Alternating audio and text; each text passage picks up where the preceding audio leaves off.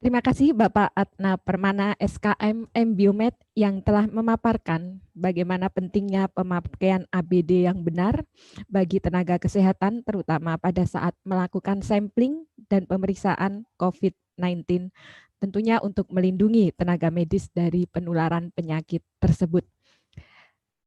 Baik para peserta webinar Patelki yang kami banggakan, kami mengingatkan kembali untuk peserta yang ingin mengajukan pertanyaan, kami persilahkan untuk menuliskan di menu Q&A di layar monitor masing-masing. Kami juga mengingatkan nanti di akhir sesi akan ada quiz, di mana quiz ini akan menentukan apakah peserta webinar akan mendapatkan sertifikat dengan 1 SKP atau tidak. Ikuti materi ini dari awal sampai akhir supaya passing grade untuk mendapatkan 1 SKP dapat dipenuhi oleh peserta webinar. Kita akan masuk ke sesi ilmiah terakhir atau yang ketiga pada pagi hari ini dengan judul Laboratory Test Related to COVID-19. Dengan narasumber Bapak Dr. Miswar Fatah, MSI. Pendidikan terakhir beliau adalah Doctor of Medicine di Unhas. Jabatan organisasi saat ini sebagai Wakil Ketua Umum 2 DPP Patelki. Kami persilahkan Bapak Dr. Miswar Fatah, MSI, untuk menyampaikan materi ketiga.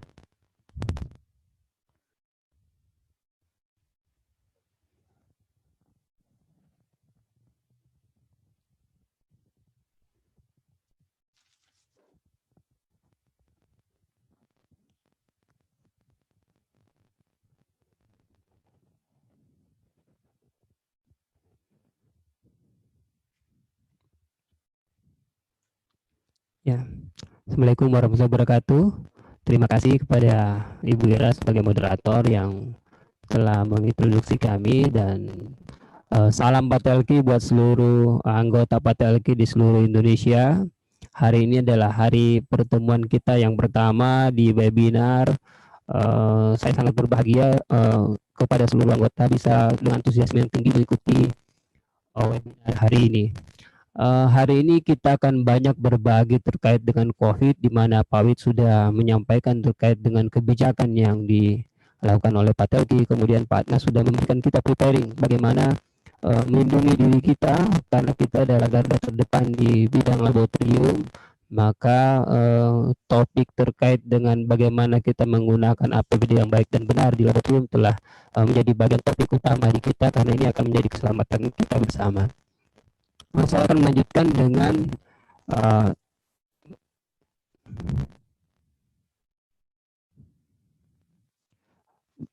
pemeriksaan laboratorium apa saja yang terkait dengan COVID-19 ini. Karena kita semua sebagai praktisi di laboratorium adalah garda terdepan dalam membantu penegakan diagnosis terkait dengan COVID. Jadi pemeriksaan COVID ini tidak hanya COVID-nya saja, tetapi bisa terkait dengan beberapa faktor yang lain juga ya.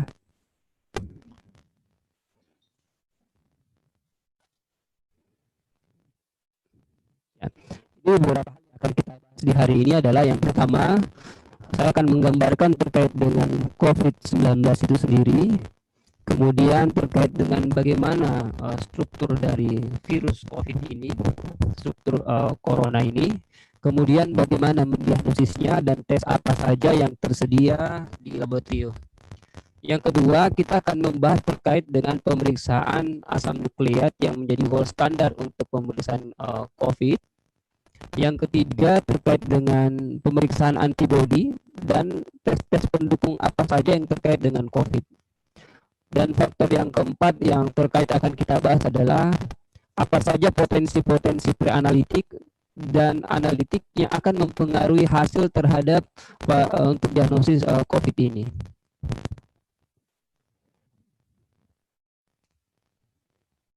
Nah, sebelumnya saya akan menyampaikan terkait dengan di tahun tanggal 31 Desember 2019, WHO memberikan alarm kepada pemerintah Cina bahwa terjadi pneumonia di kasus di Wuhan, sehingga ini meningkatkan alert buat pemerintah di sana.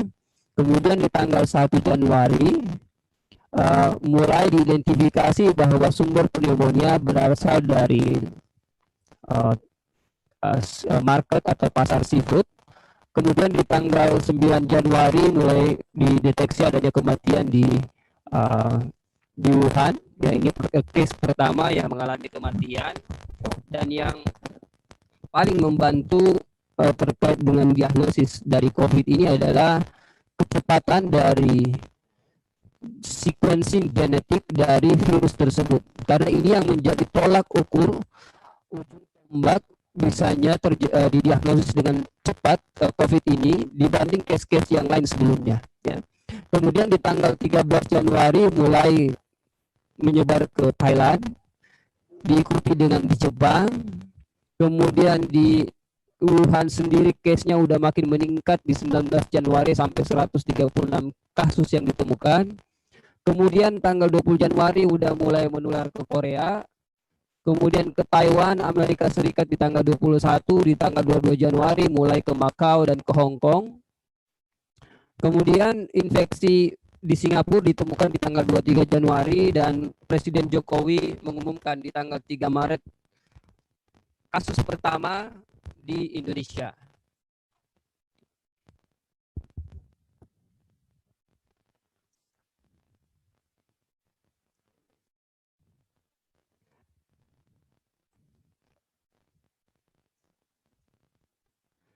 Nah, kita ketahui ada 7 jenis virus corona yang dapat menginfeksi manusia dan dapat menyebabkan gangguan pada sistem pernafasan.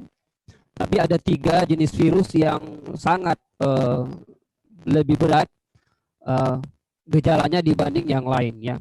Ini sangat penting bagi para praktisi di laboratorium karena beberapa virus ini, ketujuh virus ini memiliki struktur genetik yang mirip, sehingga cross reactivity atau adanya unspesifik dari pemeriksaan dapat terjadi karena kemiripan dari ketujuh CoV ini, ya.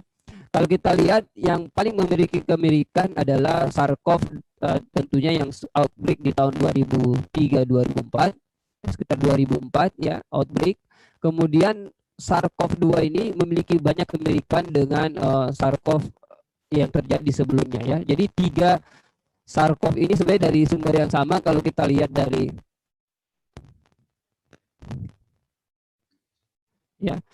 pola penularannya, kalau kita lihat sebenarnya virus yang terbentuk ini adalah perkawinan dari virus yang menginfeksi kelelawar. Kemudian untuk SARS sendiri ini gabungan dari babi, ya. Kemudian menjadi SARS-CoV, kemudian SARS-CoV. Kemudian waktu virus yang dari kelelawar berintegrasi dengan di onta, maka yang MERS-CoV itu yang menyebar. Kemudian setelah yang baru-baru ini terjadi adalah virus corona dari kelelawar itu terintegrasi dengan virus yang ada di terenggiling dan membentuk spesies baru yang disebut dengan SARS-CoV-2. Ya.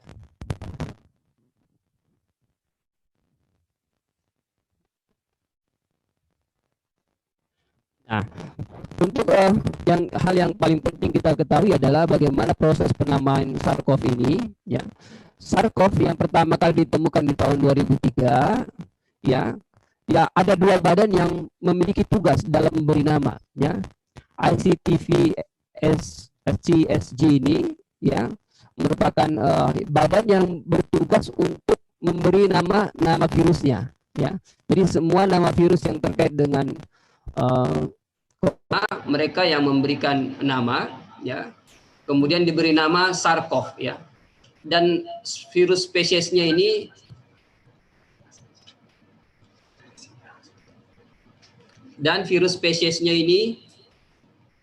diberi nama Severe Acute Respiratory Syndrome Related Coronavirus, ya.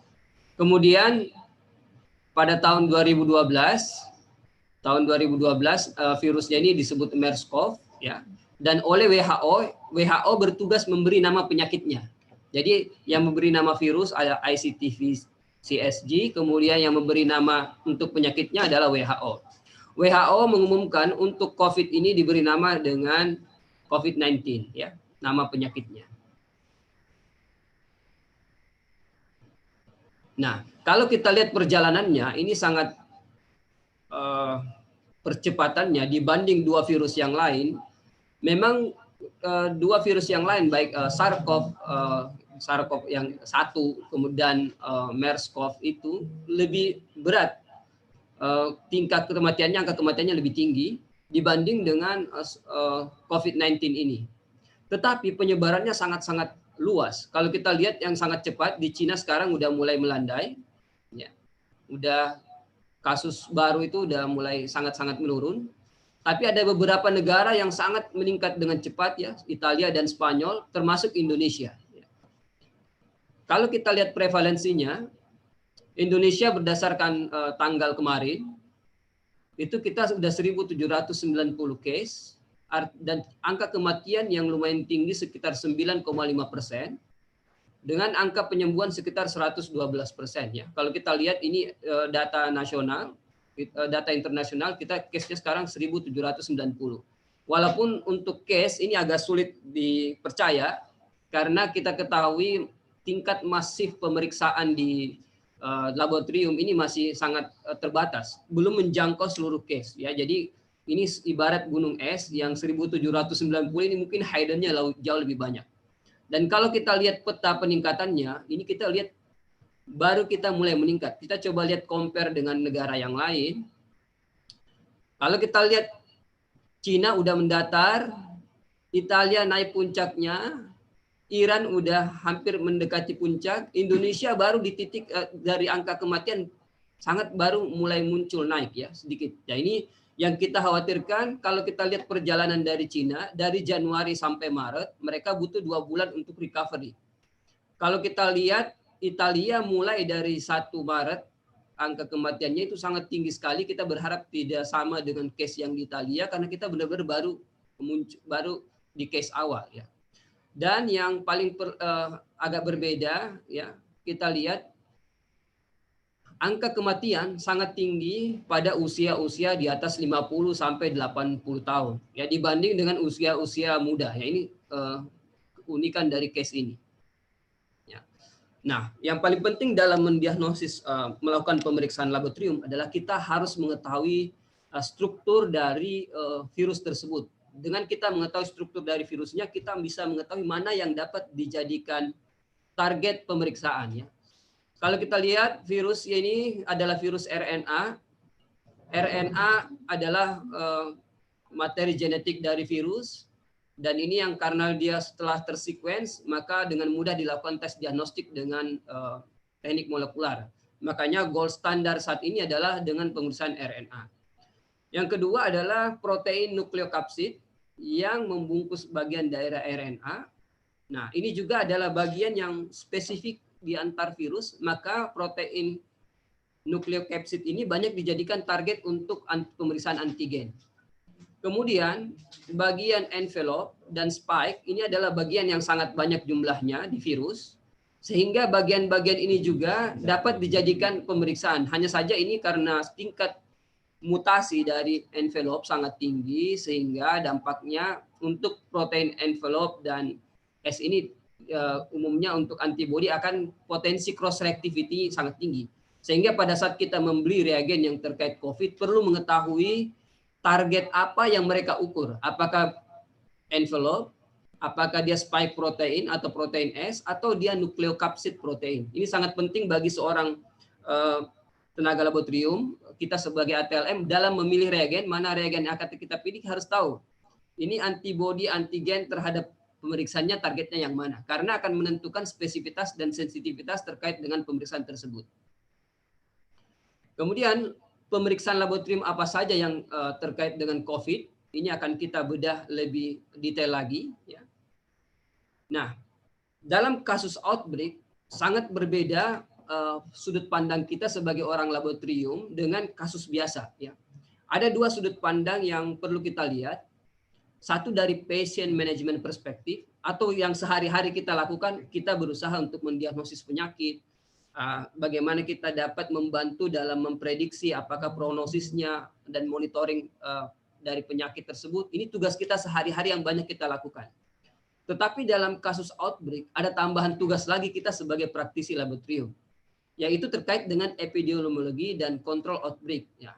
Ini tugasnya adalah untuk, kalau tadi hanya fokus kepada bagaimana pasien disembuhkan, kalau yang kedua ini fokus terhadap bagaimana epidemiologi atau penyebaran penyakit dapat dihentikan dengan cepat.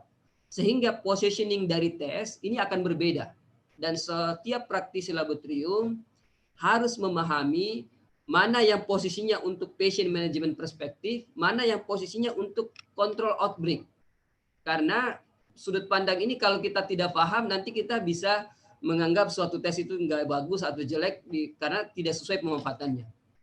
Nanti akan kita bahas lebih detail. Ya. Nah, idealnya kalau kita lihat, kalau pemeriksaan itu bisa cepat dilakukan, terutama pada saat outbreak ini pemeriksaan kalau lambat dilakukan ada pemeriksaannya, terutama kita lihat di Indonesia, karena tes itu sangat lambat karena tidak ada reagen yang diproduksi langsung di Indonesia, sehingga kedatangan reagen itu lama. Dampaknya adalah kalau kita lambat melakukan diagnosis, maka kita tidak bisa menghambat secara natural bagaimana penyebaran penyakit tersebut. Nah, kalau kita lihat gambar yang kedua, kalau kita bisa lebih cepat menyiapkan pemeriksaan laboratorium, maka kita dapat melakukan untuk pencegahan kontrol outbreak yang lebih cepat. Dan ini dibutuhkan teknik deteksi yang sangat-sangat cepat untuk terkait dengan kontrol outbreak. Nah, kemudian dalam terkait kontrol outbreak, karena keterbatasan resource, tentu karena reagen sangat terbatas, APD terbatas, segala hal terbatas dengan kontrol outbreak karena tiba-tiba jumlah pasien meningkat untuk case tertentu, maka kita sebagai tenaga laboratorium harus melakukan prioritas ya untuk melakukan siapa saja yang perlu dites terlebih dahulu. Yang pertama tentu adalah pasien yang memang sudah memiliki gejala yang kuat dan ternyata dia mengalami yang lebih berat case-nya dibanding yang lain dan wajib untuk dirawat di rumah sakit. Ini menjadi target utama untuk dilakukan pemeriksaan. Prioritas yang kedua adalah tenaga kesehatan. Ya, kita semua sebagai tenaga kesehatan, termasuk yang melakukan servis di emergency atau walaupun bukan clinical staff, tetapi dia bekerja di layanan kesehatan, ini merupakan target second yang kedua. Ya, apalagi kalau dia udah simptomatik, dia udah demam, udah ada flu, ya ini udah menjadi target yang menjadi prioritas. Prioritas ketiga adalah setiap individu yang berada di closed system, ya di lingkungan terbatas. Misalnya di sekolah, jika di sekolah ini ada yang tertular satu, maka kita harus lakukan pemeriksaan dengan cepat untuk memutus rantai. Ya kalau kita lihat perspektif yang ketiga ini, targetnya udah untuk controlling outbreak, bukan lagi untuk diagnosis penyakit, ya, tapi terutama target utamanya adalah untuk control outbreak. Ya. Nah, kalau kita lihat hubungan antara pemeriksaan dengan control outbreak, ya kalau kita tadi udah bahas, gold standar dari pemeriksaan COVID-19 adalah dengan real time PCR, ya.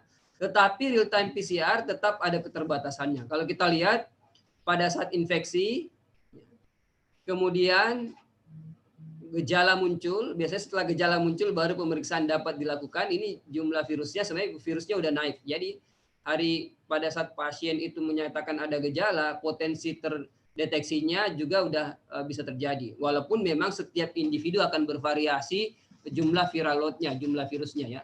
Nah, kalau pendeteksian dilakukan terlalu awal, ya, karena sekarang banyak yang panik, tanpa ada gejala, tanpa ada apa-apa, tidak ada kontak, tapi pengen periksa real time PCR, ada potensi terjadi false negatif. Ya. Atau false negatif yang lain bisa muncul kalau udah terlalu lama, misalnya udah hari ke-20 karena jumlah virusnya udah mulai menurun sampai tidak terdeteksi. Ya. Nah ini window period yang perlu kita perhatikan karena setiap tenaga lab perlu memperhatikan ini. Sehingga timing sampling ini tergantung dengan window period untuk setiap penyakit. Ya. Nah, tentu kita semua tahu sekarang mulai ada ketidakpercayaan kepada laboratorium karena dianggapnya bahwa banyak tes-tes yang dia udah bergejala tapi hasilnya negatif ya. False negatif ini dianggap sangat tinggi saat ini ya. Dan bukan hanya false negatif, false positif juga sangat tinggi. Apa saja yang bisa menyebabkan ini, kita sangat penting nih buat seluruh tenaga kesehatan, tenaga laboratorium untuk mampu menjelaskan kenapa bisa terjadi high potential false negatif, high potential false positif untuk kondisi outbreak seperti ini ya. Yang pertama adalah mekanisme penyakit sendiri belum jelas. Kita belum tahu virusnya masuk ke arah mana, menular kemana, dia tinggal di mana saja selain yang demand yang ada di paru-paru, apakah dia di feses juga hidup, itu masih dalam proses penelitian. Yang kedua, semua tes diagnostik toolnya baru di-develop. Jadi sekarang, kalau anggap balapan, seluruh pabrik reagen balapan untuk membuat reagen untuk pemeriksaan COVID ini. Jadi kalau kita lihat, Pak Telke juga sudah mendata reagen-reagen apa saja yang sudah ada tersedia di Indonesia, ya, ini mereka berlomba-lomba untuk membuat. Kemudian yang ketiga adalah karena baru dibuat, baru didesain, dampaknya standarisasi antar pemeriksaan bisa berbeda-beda. Ya. Jadi ada yang mendeteksi target yang A, ada yang mendeteksi target yang B, ada yang sehingga potensi perbedaan antar hasil ini sangat-sangat besar. Ini perlu kita mampu menjelaskan kepada seluruh orang-orang yang terkait dengan yang melakukan pemeriksaan laboratorium. Yang ketiga, yang berikutnya, yang keempat adalah ternyata teknik sampling sangat mempengaruhi dan belum jelas mana yang paling kuat atau yang paling guideline yang protokol yang utama pada saat kita sampling paling bagus gitu. Karena beberapa studi mengatakan nasofaring paling bagus. Tapi untuk pasien-pasien yang dia sudah mengeluarkan sputum, justru sputum lebih bagus berdasarkan jurnal yang kita baca. Ya. Jadi terkait dengan samplingnya, storage-nya, penyimpanan sampelnya berapa lama, ini masih dalam tahap studi semua.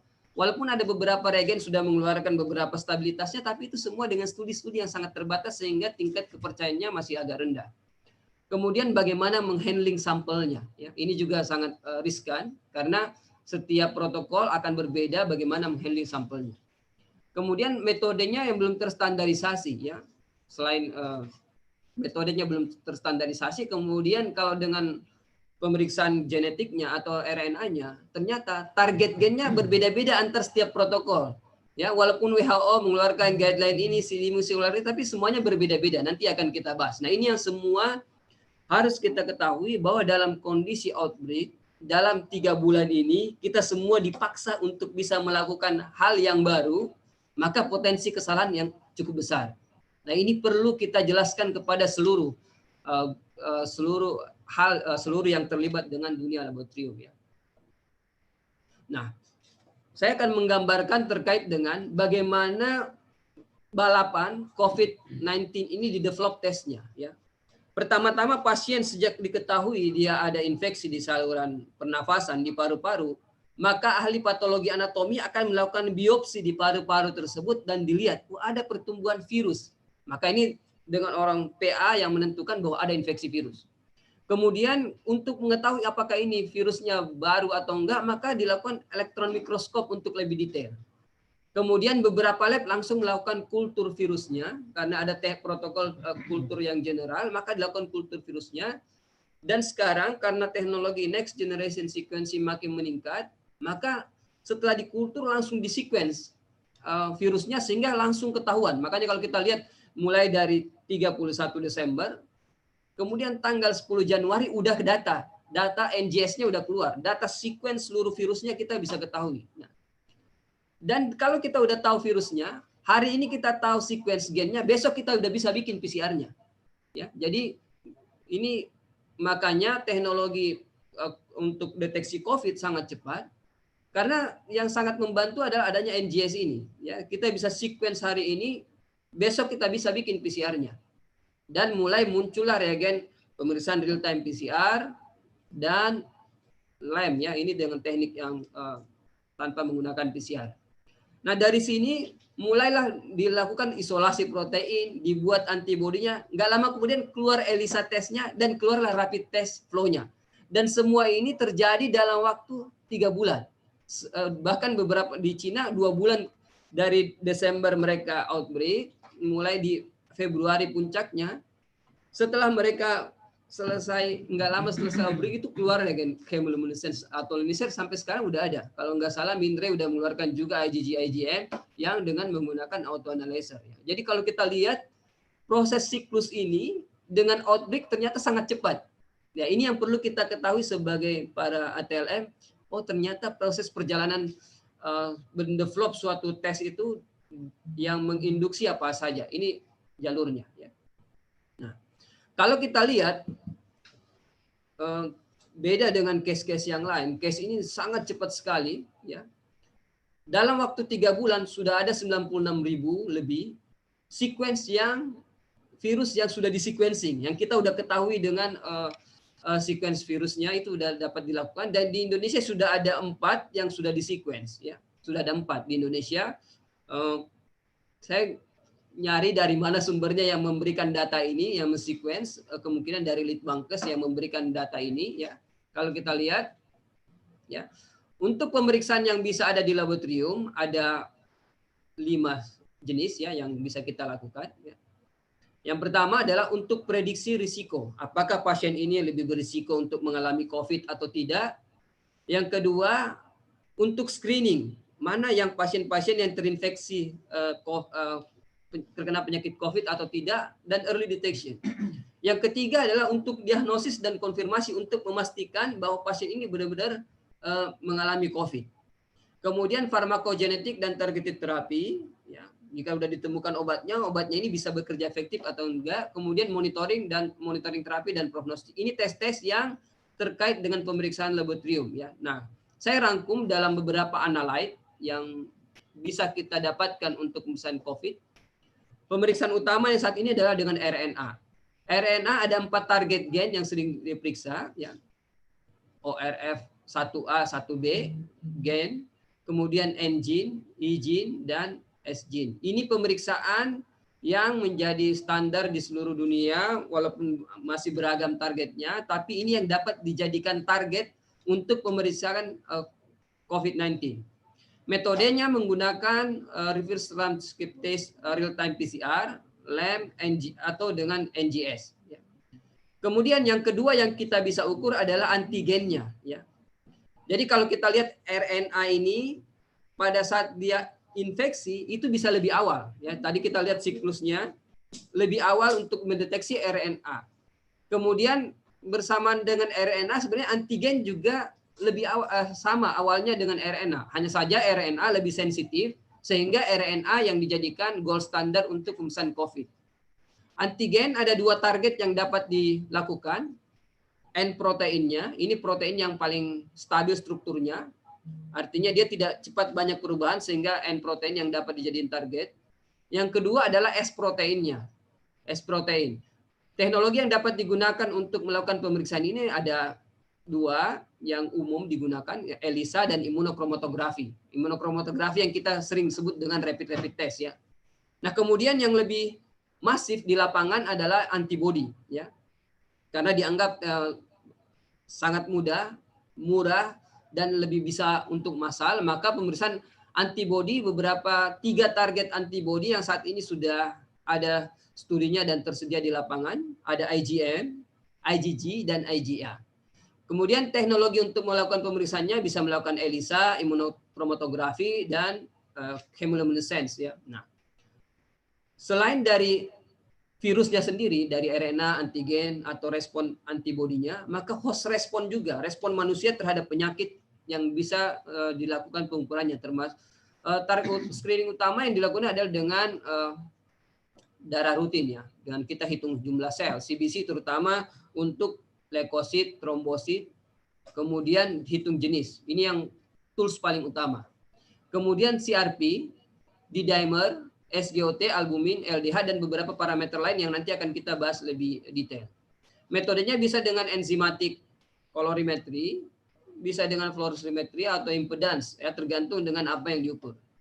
Kemudian sudah baru saja penyakit ini muncul, sudah muncul beberapa potensial susceptibility-nya. Artinya untuk membedakan mana pasien yang lebih mungkin untuk mengalami COVID dibanding pasien yang lain. Itu ada S2 gene untuk membedakan, karena kita tahu virusnya ini nempelnya ke S2 gene, kemudian masuk dalam sel.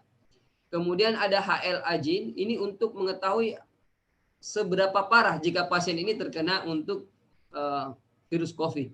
Teknologinya kita bisa menggunakan genotyping microarray, real-time PCR, Sanger sequencing, atau dengan NGS. Ini yang analyte yang bisa kita lakukan terkait dengan COVID. Nah, jenis sampel apa saja yang dapat digunakan untuk pemeriksaan terutama RNA yang karena terkait dengan untuk diagnosis utamanya. Jadi ada banyak sampel yang bisa digunakan dan studinya sudah sangat banyak. Yang menjadi rekomendasi utama adalah nasopharyngeal swab. Ya, sebenarnya kalau kita lihat sensitivitas dari sampel nasopharyngeal nasal swab, nasopharyngeal secretion, ini nasopharyngeal swab memang agak tinggi, ya. Tetapi kalau kita baca studi yang lain, sputum justru jauh lebih tinggi angka positivitasnya. Tapi tidak semua orang mengeluarkan sputum pada kasus COVID. Makanya yang dipilih sebagai gold standar sampelnya saat ini adalah nasopharyngeal swab dan nasal swab karena bisa dilakuin untuk semua pasien. Ya. Alternatif yang lain di upper airway specimen, di lower ya, di bagian bawah itu dari sputum, airway secretion atau dengan bal ya. Jadi diambil cairan yang ada di paru. Sampel yang lain yang dapat dilakukan adalah dari darah. Ini studinya juga ada. Jadi dari darah, jadi virus yang masuk ke paru, ternyata virusnya ini bisa mati, bisa hancur, kemudian dia beredar di darah, RNA-nya. Termasuk di feses, ya, di feses.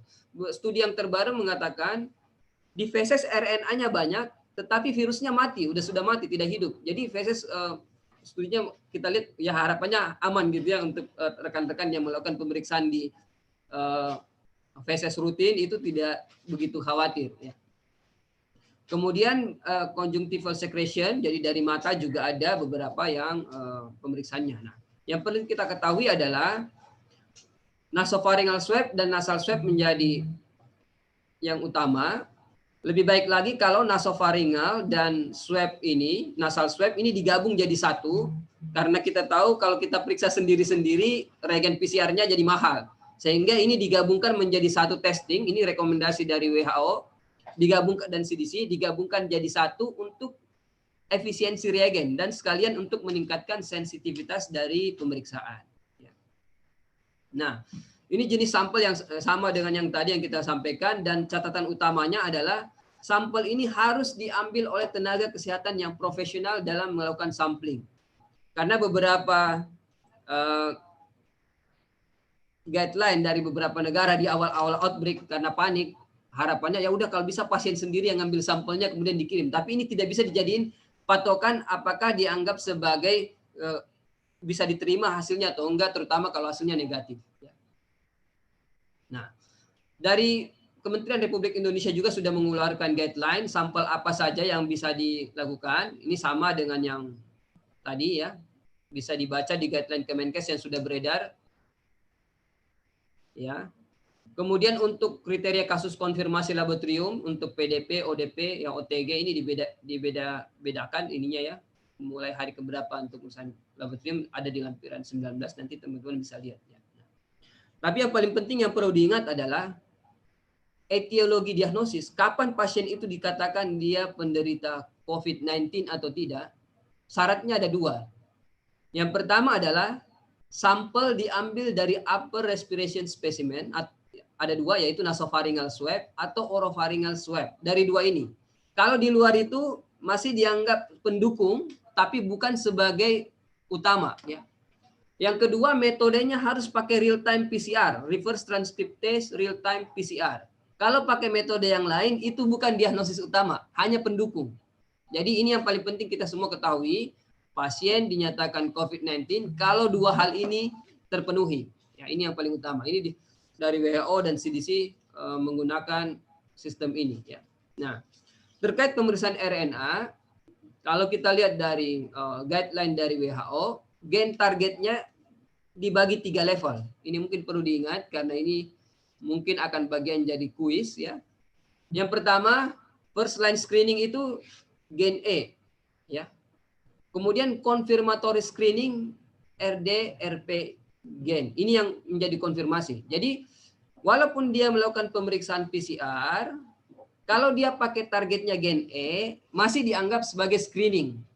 Ya, karena gen E ini overlap dengan virus-virus yang lain, tidak hanya spesifik untuk COVID-19. Dia juga bisa terkait penyakit COVID-19, tetapi juga dengan MERS-CoV itu dan atau dengan SARS-CoV yang pertama itu banyak overlapnya. Ya.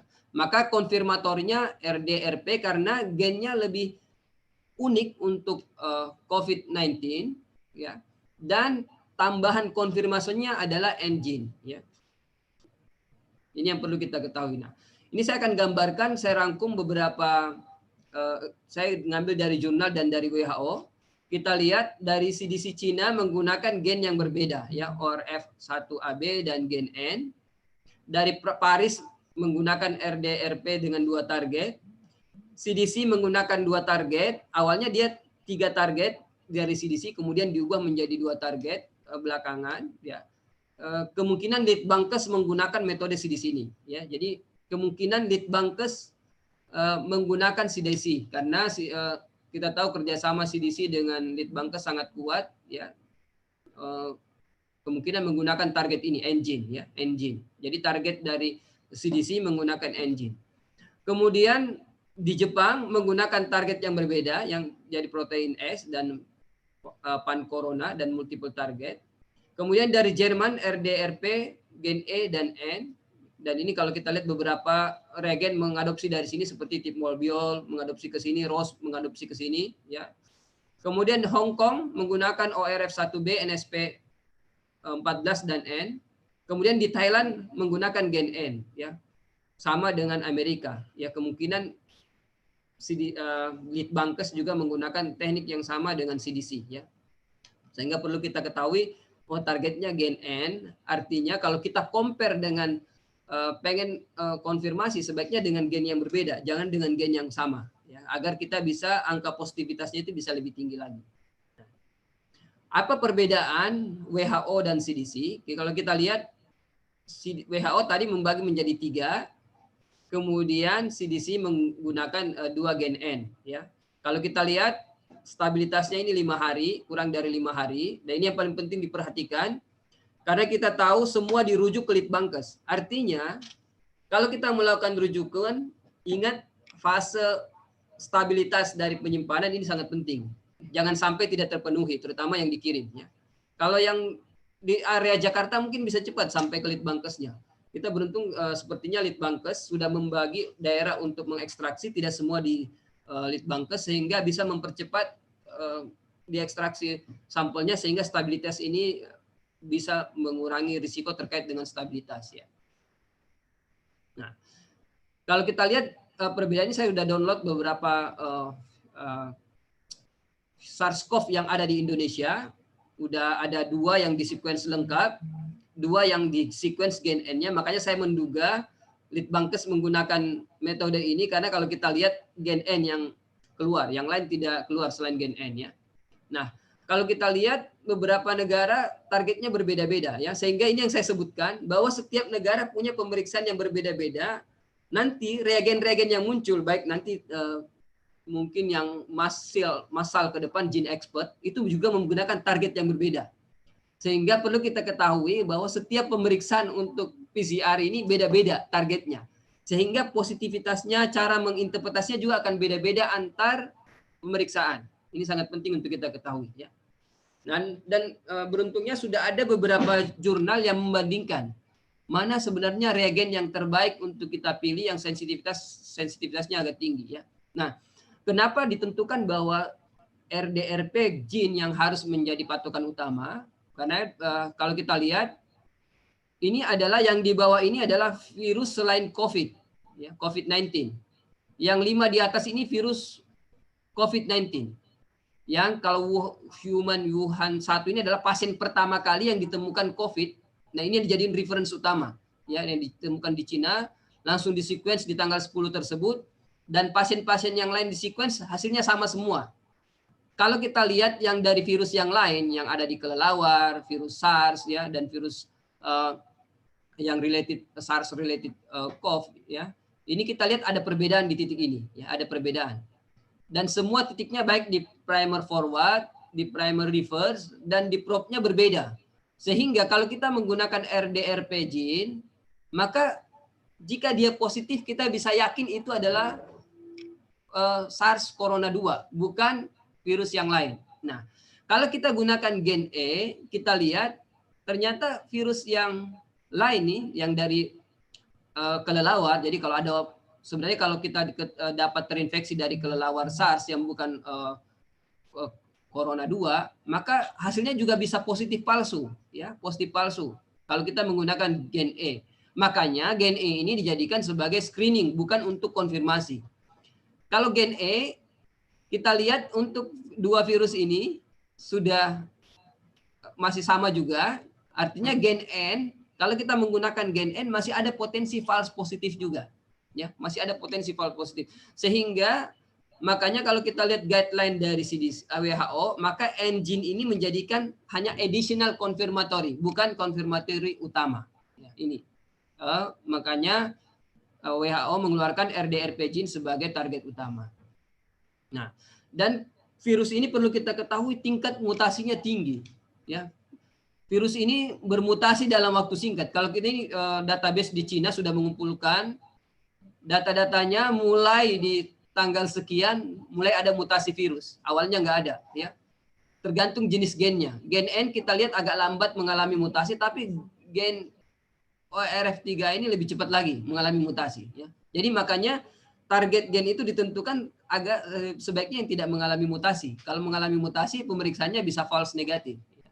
Nah, ini yang sudah dibandingkan dari beberapa dari yang dilakukan oleh Jung dari peneliti dari Korea, membandingkan beberapa protokol tersebut dari Cina, Hong Kong, Jepang, Thailand, Amerika, kemudian yang menggunakan gen RDRP dari Cina, Jerman, dan Hong Kong. Kita lihat compare, memang yang paling sensitif adalah gen N, ya, dari Amerika. Makanya Amerika memutuskan gen N karena dia lebih sensitif. Jadi dia angkanya bisa mendeteksi dengan level yang lebih rendah, sehingga gen ini tetap dipilih CDC walaupun spesifitasnya tidak begitu tinggi dibanding gen RDRP. Karena kalau kita lihat, kalau kita menggunakan gen RDRP, potensi false negatifnya lebih tinggi dibanding gen N. Makanya CDC mungkin menggunakan gen N. Ya.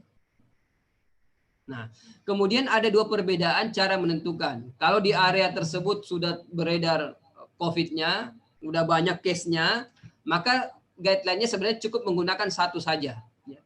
Tapi kalau daerah itu masih baru, hasilnya dia di hutan belantara, nggak pernah ada case baru, tapi ada baru ditemukan case baru, maka dia harus digunakan minimal 2 target. Ini dikeluarkan oleh IFCC, International Federation Clinical Chemistry, mengeluarkan guideline. Kalau dia areanya baru, mungkin di awal-awal Indonesia terinfeksi, ini yang dipakai. Harus 2 target yang positif, ya. Kemudian positif DNA T harus beta coronavirus, bukan jenis alpha atau delta coronavirus yang lain, ya. Nah, apa yang paling disenangi teman-teman untuk melakukan pemeriksaan di lab? Ya, tentu kalau molecular base, yang paling aman buat kita adalah kalau closed system. Closed system itu artinya adalah reagen PCR-nya dari ekstraksi sampai PCR kita cukup masukin sampel aja udah running sendiri. Itu disebut dengan closed system. Kalau closed system umumnya lebih safe buat ATLM dan umumnya metodenya lebih terstandar. Yang kedua adalah open system. Open system ini lebih cepat untuk di-develop dan lebih mudah untuk di-develop karena kita bisa develop sendiri. Ya, kalau kita lihat yang di-develop oleh CDC itu semua menggunakan open system. Artinya orang yang benar-benar harus memiliki skill molekular untuk melakukannya, yang open system. Ya, kalau kita lihat di Litbangkes juga menggunakan yang open system. Kemudian untuk immunoassays ada 2, ada yang rapid immunochromatografi. Ya, ini hasilnya cepat. Ini semua orang suka, bahkan bukan orang tenaga lab aja yang senang, tapi masyarakat umum pun sampai pengen periksa karena saking gampangnya, ya. Kemudian yang ELISA atau chemiluminescence ada 2. Nah, kita masuk ke antibody. Ya. Pemeriksaan yang kita bisa lakukan dengan immunoassay tadi ada 2, ada antigen dan ada antibody. Ya, nanti kita akan masuk bahas ke 2 ini. Ya. Pemeriksaan IgM, IgA, IgG antibody terhadap di sampel plasma, kita lihat kalau di hari ke-10 ini baru kedeteksi, ya. IgG kedeteksi nanti di umumnya banyak di hari ke-10 sampai ke-20 ya, lebih banyak deteksi. Ini kita lihat IgM lebih awal terdeteksi bersamaan dengan IgA ya. Tapi ini kitnya sangat jarang yang menggunakan ini ya, karena membutuhkan lebih sulit dalam mendesain kitnya. Kemudian IgG ini muncul di hari belakang ya, mulai ke hari ke-8 sampai 14, 15 sampai 21 atau lebih besar dari 21 baru positivitasnya tinggi ya. Ini. Kemudian kalau kita lihat virus mulai menurun, terutama di hari ke-8, 9, 10 udah mulai menurun virusnya. Sehingga beberapa pemeriksaan virus kalau udah di akhir, misalnya kalau udah pasiennya udah cenderung seperti udah mau sembuh, bisa jadi udah nggak kedeteksi virusnya ya. Kalau kita lihat udah mulai tidak kedeteksi virusnya ya. Nah, kalau kita lihat untuk IgM dan IgG mulai naik ya, mulai naik di hari terutama ke-8 sampai 10 ini udah mulai naik.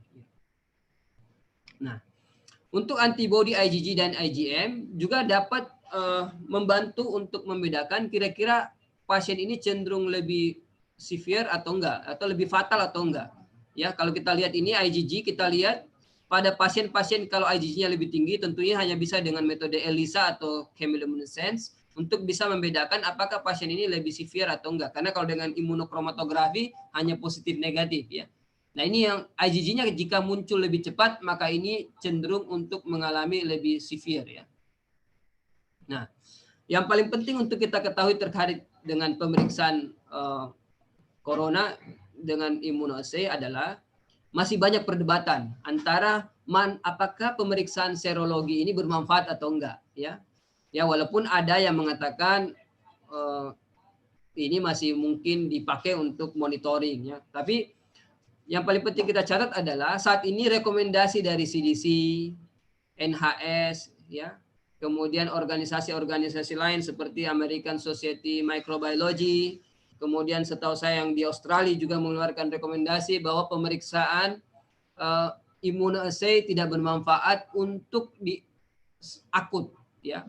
Itu rekomendasi yang saat ini ya. Untuk fase akut dianggap tidak begitu bermanfaat pemeriksaan immunoassay karena juga ada potensi cross reaksi ya terkait serologi karena masih peak dari infeksi. Kemudian pemanfaatan untuk serologi atau antibodi ini hanya banyak dipakai untuk kebutuhan terkait dengan occupational health monitoring atau assessment ya atau surveillance yang banyak dipakai ya. Ini dirangkum oleh IFCC yang mengeluarkan guideline bahwa positioning dari tes serologi bukan untuk screening. Jadi penting dicatat pemeriksaan serologi bukan untuk screening ya. Tidak bisa digunakan untuk screening. Nah, pemeriksaan serologi ada yang menyatakan ini dari Xinjiang University School ya membuat handbook bisa di-download di website IFCC. Itu membuat informasi bahwa serum antibodi dapat digunakan dari monitoring. Ini juga ada beberapa studi yang seperti tadi yang kita lihat bahwa untuk monitoring pasien kalau IgM-nya udah naik, IgG-nya udah naik, virusnya udah turun, ini berarti ke arah perbaikan. Jadi bisa dipakai untuk monitoring. IgM dapat terdeteksi 10 hari setelah gejala, IgG sekitar 12 hari setelah gejala ya. Dan dianggap dia positif IgM-nya ya. Kalau dia positif IgM-nya atau IgG-nya meningkat titernya 4 kali dari fase akut. Nah, ini tadi sama. Nah, beberapa penelitian juga, Go dan rekan-rekan sekitar bulan lalu mengeluarkan hasil penelitiannya bahwa pemeriksaan PCR positif ya, dengan 82 case itu IgM-nya yang positif sekitar 75%. Jadi kalau pasien itu udah positif PCR-nya 75% itu positif IgM-nya. IgM-nya 24,39% negatif. Untuk pasien PCR negatif ya, pasiennya udah diidentifikasi dia COVID, tapi PCR-nya negatif. Ternyata IgM-nya ada yang positif. Sehingga peneliti Go dan kawan-kawan ini mengusulkan PCR tetap yang utama, tetapi jika didukung dengan pemeriksaan IgM dengan ELISA atau titer, maka bisa meningkatkan positive detection dari 51,9 naik menjadi 98% ya. Tapi kita masih menunggu. Tentunya ini bukan dengan rapid ya. bukan dengan rapid test. Tapi kalau bisa dikombin dua-duanya akan lebih baik. Nah, dari PDS-Patkin juga sudah mengeluarkan guideline. Saya rasa kita semua sudah membaca. Karena kita tahu sudah sangat massal pemeriksaan ini sampai di Tokopedia saja tersedia, di beberapa sarana online juga tersedia, maka PDS-Patkin bergerak cepat membuat guideline supaya masyarakat tidak salah langkah menggunakan rapid test. Apalagi di berita pemerintah juga banyak mengumumkan terkait pemanfaatan rapid test, maka dibuat guideline oleh PDS-Patkin, dan guideline ini juga diadopsi oleh pemerintah, ya, oleh Kementerian Kesehatan, dan dibuatlah guideline. Pemeriksaan rapid test antibody, ya, kalau dia negatif bukan berarti dia tidak terinfeksi, ya. Tapi karena bisa jadi kita tahu tadi dia muncul 8 sampai 10 hari setelah gak adanya gejala. Bisa jadi terlalu awal pemeriksaannya, maka harus diulang 10 hari kemudian, ya. 10 hari kemudian diulang, kalau hasilnya negatif maka dinyatakan sebagai bukan COVID, ya. Walaupun sebenarnya kalau kita lihat guideline dari CDC, WHO tidak merekomendasikan hal ini, ya. Tapi ini untuk di area keterbatasan, maka ini dilakukan, diputuskan oleh pemerintah. Jika positif maka dilanjutkan dengan real time PCR, ya. Ya. Kemudian jika hasilnya di real time PCR positif maka dikonfirmasi sebagai PCR, sebagai pasien COVID, dan mulai dilihat gejalanya, ya.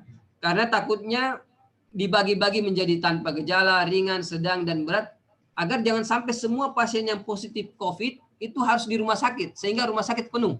Maka dibagilah, kalau tanpa gejala ya cukup isolasi di rumah, kalau dia ringan isolasi diri juga di rumah, tapi kalau sedang rujuk ke rumah sakit darurat dan berat, ya. Walaupun ini di daerah juga terjadi pertentangan, ya, di lapangan. Ada pasien, saya udah COVID, kenapa kalau saya nggak dirawat nanti gimana gitu, ya. Nah, ini juga banyak menjadi tertangan. Kalau rapid test positif ya tetap sama dilakukan dengan pemeriksaan PCR. Ya. Untuk pemeriksaan antigen, walaupun ini belum banyak beredar di lapangan, ya, tapi pemerintah sudah menyiapkan. Kalau antigen yang diukur, jika dia positif sama karena takut ada cross reaktif, maka dikonfirmasi dengan pemeriksaan PCR. Ya. Kalau negatif, maka sama dengan case yang tadi dimonitoring, ya, sampai kemudian jika beberapa 10 hari kemudian diulang dia positif, dinyatakan dikonfirmasi sebagai pasien COVID. Nah, ini guideline dari American Society for Microbiology untuk membuat positioning. Ini buat teman-teman juga tahu manfaatnya, ya. Kalau pemeriksaan PCR atau viral RNA ini untuk mengetahui kondisi saat ini terinfeksi atau enggak. Value-nya adalah manfaat tesnya, nilai dari tesnya adalah untuk menginformasikan kepada pasien bahwa dia itu positif atau negatif. Kalau dia positif maka dia butuh tindakan berikutnya untuk pasien positif sesuai guideline. Kalau dia negatif berarti dia butuh hati-hati karena dia butuh mengisolasi diri supaya dia tidak terinfeksi, ya. Kemudian bisa digunakan untuk mencegah transmisi, ya, pencegahan. Nah, ini buat individu, buat healthcare dan public health. Untuk antibody, kalau kita lihat guideline dari American Society for Microbiology, jadi asosiasi ahli mikrobiologi di Amerika, mereka mengatakan bahwa pemeriksaan antibody ini tidak dipakai untuk mendiagnosis juga, tapi hanya dipakai untuk mengetahui apakah orang individu ini sudah ada kekebalan tubuh terhadap COVID-19 atau tidak, ya. Dengan mengetahui bahkan mungkin ke depan bisa dibuat aturan kalau dia udah positif IgG-nya, IgM-nya udah negatif, kemudian real time PCR-nya negatif, setelah beberapa kali pengukuran maka dia bisa untuk lebih safety, ya. Walaupun kemarin saya baca jurnal ternyata ada pasien udah positif dan sembuh balik positif lagi, yang karena awalnya diduga ini nggak ada pasien sudah positif tidak akan muncul lagi, ya, hanya sekali. Nah, ini guideline yang lebih jelas dari IFCC. Kalau kita lihat untuk pemeriksaan real time PCR antibody itu hanya digunakan untuk epidemiologi surveillance, ya. Untuk diagnosis real time PCR yang menjadi diagnosis utamanya. Untuk mengetahui apakah dia lebih berat atau ringan, prognostiknya gimana, therapeutic monitoringnya gimana, itu tulisan biokimia. Nanti setelah ini kita sampaikan. Kemudian untuk recovery, ini pemeriksaannya dengan antibody. Jadi kalau pasien-pasien yang udah sembuh ya. Nah, ini digunakan dengan antibody. Tapi untuk epidemiologi dan surveillance, bukan untuk diagnosis. Jadi kalau kita lihat positioning antibody di guideline bukan untuk screening dan diagnosis ya. Nah, beberapa tes yang lain yang bisa membantu terkait dengan mensupport mendiagnosis dari pemeriksaan COVID ini, pemeriksaan darah rutin ya, meningkatnya sel darah putih ya. Beberapa juga menunjukkan sebenarnya penurunan sel darah putih, tapi umumnya meningkat. Kemudian jumlah neutrofil meningkat, limfositnya menurun, plateletnya juga menurun. Jadi seperti infeksi virus umumnya. Kemudian albumin juga menurun, LDH-nya meningkat, alat dan asatnya juga meningkat, dan beberapa parameter yang lain terutama ya CRP. Di rangkuman dari Profesor Lippi ini lebih lengkap lagi sebenarnya ya. Profesor Lippi sudah menunjukkan bahwa limfopenia terjadi, artinya limfositnya menurun.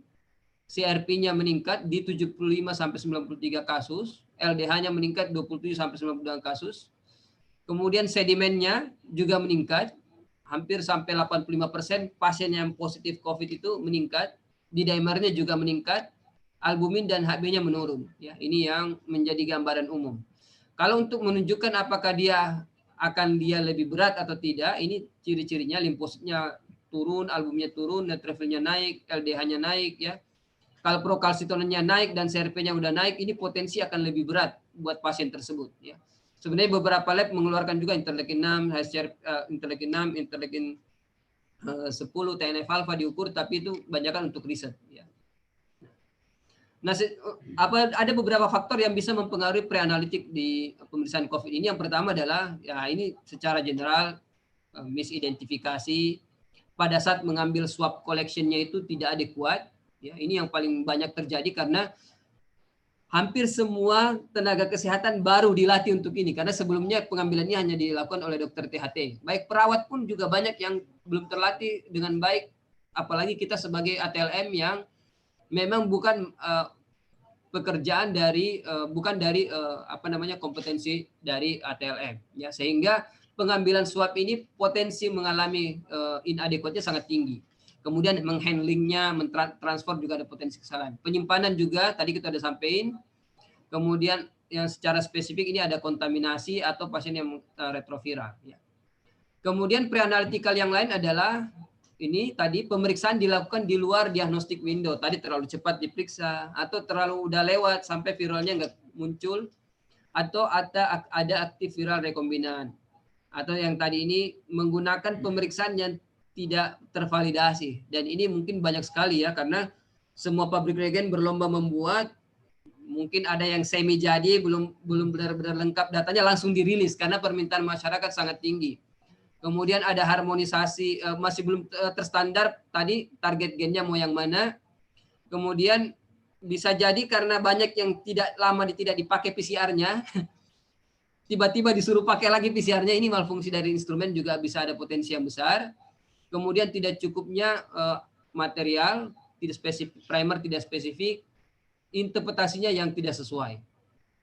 Nah, kadang banyak pertanyaan kenapa sih, apa yang bisa menyebabkan COVID-19 ini gagal. Yang pertama adalah pemeriksaannya bisa gagal tadi kalau mengambilnya terlalu awal. Sampai virulennya masih belum terukur tapi kita udah ngambil sampelnya. Atau tidak ada gejala yang mayor, orangnya sehat-sehat aja, virusnya belum ada, sehingga virusnya belum terdeteksi. Ya, sama dengan tadi terkait samplingnya, ya karena ada yang ngambil samplingnya itu tidak pas di area yang tertentu ya, atau bahan material dakronnya itu tidak sesuai. Pengirimannya juga bisa nggak sesuai, ini juga yang bisa banyak terjadi ya karena VTM itu didesain supaya virusnya tetap hidup. Jadi perlu diperhatikan, VTM itu bukan untuk mematikan virus, untuk mempertahankan virusnya. Jadi jangan anggap VTM itu virusnya mati sehingga teman-teman menganggap itu bisa dibuka lagi aman buat kita, enggak. Pada saat dimasukkan VTM itu supaya virusnya hidup dipertahankan supaya RNA-nya nggak rusak dan bisa diperiksa dengan real time PCR lebih baik. Ya, makanya digunakan VTM. Justru diberi penyubur untuk virus sebenarnya di situ. Ya. Nah, Kalau ada yang kirim pakai NaCl, tentu akan lebih rendah stabilitasnya karena beberapa guideline juga NaCl bisa dilakukan. Tapi kalau dia labnya dekat, misalnya saya ada Litbangkes ada di Jakarta, labnya dikirim cepat NaCl mungkin masih mungkin ya. Tapi kalau kita lihat Litbangkes sudah mengeluarkan guideline yang harus pakai VTM. Ya. Kemudian kita tahu tadi target gennya berbeda-beda dan beberapa itu cepat mengalami mutasi. Nah, pemeriksaan ini juga bisa gagal, false negatif, kalau dia virusnya udah mengalami mutasi sehingga pemeriksaan PCR-nya nggak bisa deteksi. Ya. Kemudian yang paling penting kita ketahui lagi pada saat kita menuliskan di hasil. Ya. Sekarang sudah ada standarisasi bagaimana kita menuliskan di hasil untuk post analitiknya. Ya. Pertama, kalau kita sebut nama virusnya itu disebut dengan SARS-CoV-2. Nama spesiesnya SARS-related coronavirus. Nama penyakitnya tadi kita udah bahas ini COVID-19. Nah, Logical Observation Identifier Name and Code atau LIONC ini sudah membuat nama. Yang ini diakui oleh internasional, umumnya orang pakai nama ini.